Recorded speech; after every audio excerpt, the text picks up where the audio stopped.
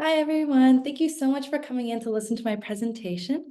Here's an overview of my poster. I have broken it down to a presentation, so it's a little bit easier to understand, but this is an overview of what we will be discussing today. So let me get my PowerPoint up. Okay. So thank you so much for coming once again. My name is Valentina Barraza, and my research is quantifying synaptic garbage internalization by microglia. For this project, I'm going to have a brief overview of the brain. The brain has a community of cells, but for this research, you only really need to know about the neuron and the microglia. The neuron are the cells that act as a connection that send the communication that goes on during the brain. At the end of the neuron, there's these things called synapses, which are what is sending the signal from one neuron to the next. What are microglia? Well, microglia are the immune cells of the nervous system. You can see in this live cell imaging of a microglia that they have these processes and tentacles that are reaching out and cleaning debris, dead cells, and anything else that is needed to maintain the brain's cleanliness so it can continue functioning. Previous research has shown that they also act as synaptic pruners during development. This means that as we are obtaining so much new information as we're getting older, they act to take away certain connections and make sure that only what is needed stays in the brain. We can see in this electron microscopy image, that is a 3D reconstruction of a microglia by the Allen Brain Institute, that the microglia is nibbling off a part of a synapse that has garbage and is no longer needed. So what is this garbage or these proteolytic intermediates? Well, when neurons communicate, they actually use proteins and they need to replace these used proteins, which leads to a byproduct of proteolytic intermediates. The cell cleans up these proteolytic intermediates by packing them up into little garbage bags, also known as autophagosomes, and then sending them back for trafficking so that they can be broken down and recycled. Sometimes they can't be broken down by the cell, and that's when the microglia can sweep in and actually take up those autophagosomes and break them down themselves.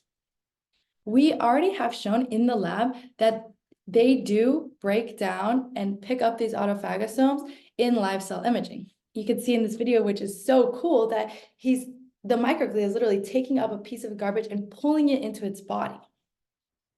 So why did I do this research? Well, I wanted to see two things.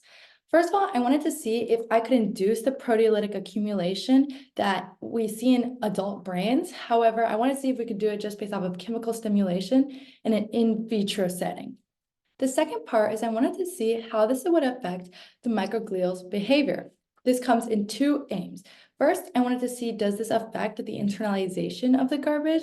And the second aim is I wanted to see whether this would change where they were getting the garbage from, whether from the autophagosome or from the synapses.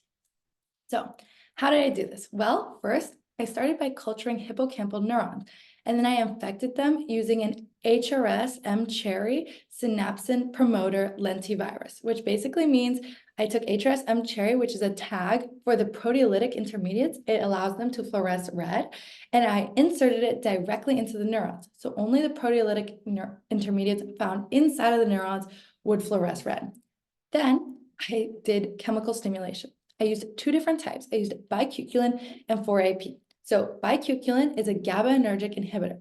GABA is a neurotransmitter that is sent out by neurons that when received by the receiving neuron of the synapse will actually stop the firing of the next neuron. So when we block this process, the receiving neuron will continue to fire. And then 4AP is a potassium channel blocker. Potassium leaves the cell in order to allow the cell to return back to baseline and stop firing. However, when I block the channel, there's no longer a baseline that it can return to, so it will continue firing. After the stimulation for the conditions where I was dealing with microglia, I took microglia from the CX3CR1 EGFP mice, which means they had already been bred so that the microglia had green fluorescence. And then I dissected the brains, dissociated the microglia, and created a coglial culture, which I then plated on top of the neurons after stimulation. After that, I applied fixation, which basically just means I freeze the cells where they are so I can see exactly what they're doing in that time. And then I applied immunohistochemistry. By applying synapsin and RIM1. Synapsin is a primary antibody for vesicle proteins. I did this because I wanted to tag the autophagosomes. I wanted to tag the little trash bags and make sure I could see where the trash was in the cells. And then I also tagged RIM1, which is an active zone. The active zone is what is sending out the neurotransmitters in the neurons. It's what's actually doing the work of communication. So I wanted to tag what that part was. And then I conducted imaging using confocal microscopy and took those images and analyzed them using the ImageJ software. In this software, I chose regions of interest of either the microglia itself or of the little synapses, and then I used a MATLAB software program in order to analyze the intensity of fluorescence in each of these points and see how much trash was within the microglia or within the synapse. You can see in these two example images, one of them is purple and one of them is blue because I have the purple channel selected for one and the blue channel selected for the other. So you can see that in many cases where there is synapsin, there's going to be RIM1 right next to it. So what did I find? Well, first of all, I found you could induce proteolytic intermediate accumulation. You can see in these images that in the no stimulus condition, the HRS are found in puncta or little circles. And that makes sense. The neuron is retrogradively trafficking and for recycling. However, in the stimulus 1 hour condition, you can see that the HRS is spread evenly throughout the axon. That means the axon is filled with garbage. It's too much. It doesn't know what to do with it. When I quantified these results, you can see that there's a significant difference in the 15, 30, and 1 hour condition, which means that I successfully induced proteolytic accumulation. However, in the 2 hour condition, we do not see a significant increase. And why is that? Well, I believe that it's because many of the neurons are so overstimulated that they've actually died at that point. And when they die, they fall off the cover slips, so they're no longer being imaged. Those that have survived are the ones that have been making the same amount of trash as those in the no stimulus condition, which is why they appear the same. And this was even seen in live imaging, where at the 2 hour mark, we saw neuronal blebbing, which means we could see that the neurons were dead at that point. So what happened when I added the microglia? Well, you can see in this image of the stimulus 30-minute condition that their HRS intensity found within the microglia is extensive. However, in the no-stim condition, there's not a lot of red dots. And this is quantified here, where you see that there's a big difference between the 30-minute no-stim and stimulus condition, as there's so much more HRS being picked up by the microglia when there's stimulation. I believe this brings in a homeostatic rule that when the neurons are freaking out, they're under the stimulation, the microglia will sweep in and help collect and help clean up this axon that is so full of the garbage. You can see in the 1 hour and the 2 hour condition that the no stim and the stim are the same. I believe that's because this homeostatic role is fairly quick. The neurons are sending out signals that they need help, and the microglia are quickly helping them and allowing everything to return to baseline. Where is this garbage coming from? Well, you can see that in the synapsin quantification, it shows the same exact pattern as the HRS, where in the 30-minute conditions, the stimulus is much higher, but all the rest are the same. I believe that this shows that the HRS they're picking up specifically comes from those autophagosomes that are being recycled and that have both synapsin and HRS. However, the RIM1 conditions are the active zones. And here you see that the no-stim and stimulus, although the microglia are picking up a certain amount of RIM1, you see that it's the same no matter the condition. I believe that this goes back to the idea of the previous data, that synaptic pruning is something that is consistently done by microglia at all times. It's a role they are constantly working in because they need to maintain the synapses clean, and that means taking away connections that we no longer need in the brain. So microglia, here we see that they show spatial specificity. You can see in this image that I took that the microglia is reaching out to a synapse. So it has both the pink and the blue. It has an autophagosome at the same time as it has the active zone right next to it.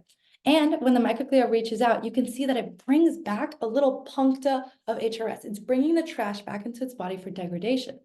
However, in the RIM1 condition, you can see that it doesn't bring anything back. That means that although in this synapse, the autophagosome and the rim one are right next to each other, it is somehow avoiding the active zone and making sure it only picks up the tiny bit of trash that's right next to it, which is so fascinating.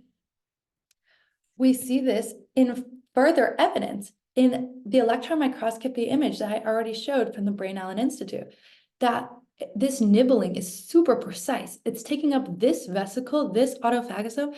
However, it's leaving this density of other vesicles and things in the synapse, which means it needs to know exactly where it's going, which is very interesting. Then my lab has taken the results from my experiment and applied it in vivo, where we see the same results. In vivo, the microglia are internalizing the HRS.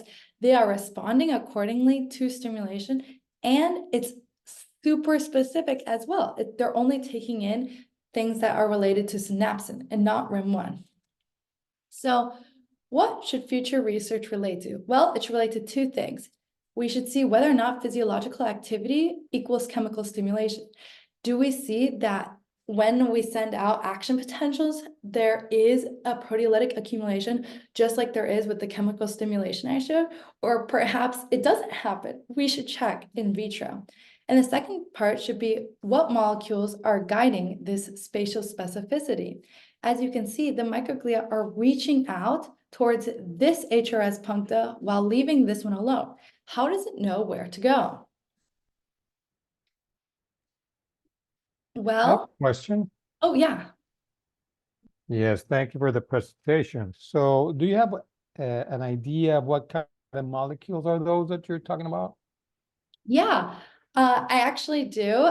I've done a little bit of research in it, and I believe that there's this molecule known as phosphatidylserine. It's found inside the membrane, and it kind of acts as a switch. So it's usually found inside the membrane, but I believe that when there's garbage that it needs to pick up, it'll actually flip out. So it'll be on the outside, so it can be read by the other cells. In addition, I believe that there's an enzyme that actually takes that protein and will cleave it in half or into a lot of little parts. And then this is called lyso-PS, and it will form a concentration gradient. So there's going to be like a lot really close to the garbage, and then it'll like drift away so that it'll guide the arm directly to that specific point of garbage. And I believe that's really interesting, and we should do experiments on those types of molecules. I just want to thank you guys so much for coming and listening to my presentation.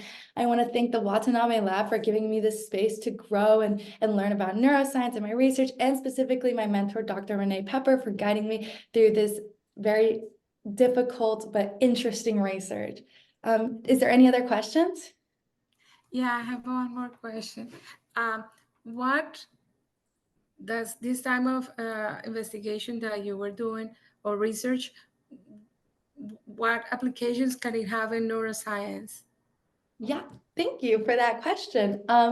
Well, I think that this can really impact other neurodegenerative diseases, because many diseases are brought on by the accumulation of molecules. So having something that maybe we could tag a molecule with lyso-PS and guide the microglia there, and then the microglia could eat it, would save from many neurodegenerative diseases, including Alzheimer's, which is an accumulation of both amyloid plaques and tau beta particles. So it's like, if we were able to tag the tau particles, perhaps this could be useful. And this could just apply generally to, as we get older, the in vivo research has actually shown that the microglia are more active, which means they're responding to something. So I believe further research in this area can see what they're responding to, and maybe how we can lower our stimulation or lower the accumulation in order to keep our brains nice and clean and able to function for many years.